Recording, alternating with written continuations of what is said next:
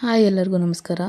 ನಾವಿವತ್ತು ಚಿಕನ್ ಅವರೆಕಾಳು ಚಾಪ್ಸ್ ಮಾಡೋದು ಹೇಗೆ ಅಂತ ನೋಡ್ಕೊಂಬರೋಣ ಬನ್ನಿ. ನಾನು ಇಲ್ಲೊಂದು ಪಾತ್ರೆ ಇಟ್ಕೊಂಡಿದ್ದೀನಿ. ಅದಕ್ಕೆ 1-2 ಸ್ಪೂನಷ್ಟು ಆಯಿಲು ಹಾಗೆ 1 ಸ್ಪೂನಷ್ಟು ತುಪ್ಪ ಹಾಕ್ಕೊಂಡಿದ್ದೀನಿ. ತುಪ್ಪ ಕಾಯ್ತಿದ್ದಂಗೆ ಇವಾಗ 2 ಈರುಳ್ಳಿನ ಸಣ್ಣಗೆ ಹೆಚ್ಕೊಂಡು ಹಾಕ್ಕೊಂಡಿದ್ದೀನಿ. ಈರುಳ್ಳಿನ ಒಂಚೂರು ಫ್ರೈ ಮಾಡ್ಕೋಬೇಕು. ಈರುಳ್ಳಿ ಒಂಚೂರು ಫ್ರೈ ಆದಮೇಲೆ ಅವರೆಕಾಳು ಹಾಕ್ಕೊಳ್ತಾ ಇದ್ದೀನಿ. ತುಂಬಾ ಚೆನ್ನಾಗಿರುತ್ತೆ, ಟ್ರೈ ಮಾಡಿ ನೋಡಿ. ಅವರೆಕಾಳನ್ನ ಒಂದು 5 ಮಿನಿಟ್ಸ್ ಫ್ರೈ ಮಾಡ್ಕೋಬೇಕು ನೀಟಾಗಿ ಆನಿಯನ್ ಜೊತೆ. ಅವರೆಕಾಳು ಫ್ರೈ ಆಗ್ತಿದ್ದಂಗೆ ಇವಾಗ ನಾನು ಇದಕ್ಕೆ 1 kg ಚಿಕನ್ ಹಾಕ್ಕೊಳ್ತಾ ಇದ್ದೀನಿ. ಚಿಕನನ್ನು ನೀಟಾಗಿ ಅವರೆಕಾಳು ಜೊತೆ ಫ್ರೈ ಮಾಡ್ಕೋಬೇಕು ಒಂದು 5 ಮಿನಿಟ್ಸು. ನೀಟಾಗಿ ಫ್ರೈ ಮಾಡ್ಕೊಂಡಾದ್ಮೇಲೆ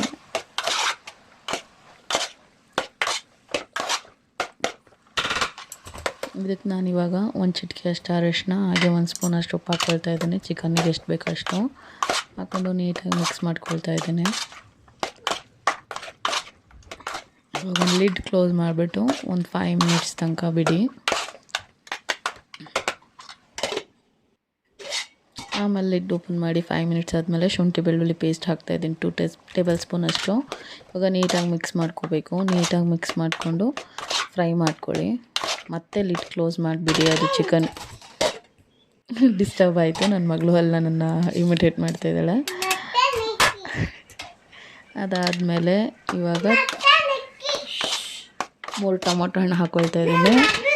3 ಟೊಮೊಟೊ ಹಾಕಿ ನೀಟಾಗಿ ಮಿಕ್ಸ್ ಮಾಡಿ, ಅದು ಟೊಮೊಟೊ ಫುಲ್ ಕುಕ್ ಆಗೋ ಅಷ್ಟರಲ್ಲಿ ಇವಾಗ ಇಲ್ಲಿ ನಾನೊಂದು ಜಾರ್ ಇಟ್ಕೊಂಡಿದ್ದೀನಿ. ಜಾರಿಗೆ ಕಾಯಿ ಹಾಗೆ ಒಂದು 8 ಮೆಣಸಿನ್ಕಾಯಿ, ಒಂದು ಹಿಡಿಯಷ್ಟು ಪುದೀನ ಹಾಗೆ ಒಂದು ಸ್ವಲ್ಪ ಕೊತ್ತಂಬರಿನ ನೀಟಾಗಿ ಹಾಕ್ಕೊಂಡು ಸಣ್ಣಗೆ ರುಬ್ಕೊಂಡಿದ್ದೀನಿ.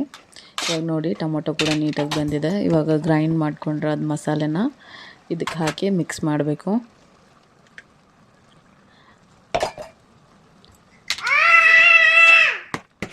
ಅದು ಹಾಕಾದ್ಮೇಲೆ 1 ಸ್ಪೂನಷ್ಟು ಉಪ್ಪು ಹಾಕ್ಬಿಟ್ಟು ಮಸಾಲೆಗೆ ಎಷ್ಟು ಬೇಕೋ ಅಷ್ಟು 1.5 ಸ್ಪೂನ್ ಹಿಡಿತು ನನಗೆ.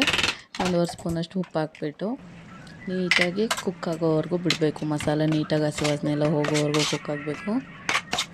ನೀಟಾಗಿ ಬಂದಮೇಲೆ ಲಾಸ್ಟ್ ಆ್ಯಂಡ್ ಫೈನಲ್ ಇಂಗ್ರೀಡಿಯೆಂಟ್ ಏನು ಗೊತ್ತಾ, ಆಚಿ ಚಿಕನ್ ಮಸಾಲ.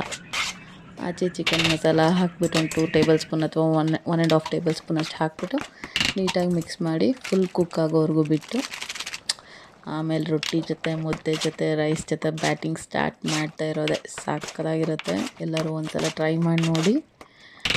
ವಿಡಿಯೋ ಇಷ್ಟ ಆಗಿದ್ರೆ ಲೈಕ್ ಮಾಡಿ, ಶೇರ್ ಮಾಡಿ, ಹಾಗೆ ಸಬ್ಸ್ಕ್ರೈಬ್ ಮಾಡೋದನ್ನ ಮರಿಬೇಡಿ. Thank you.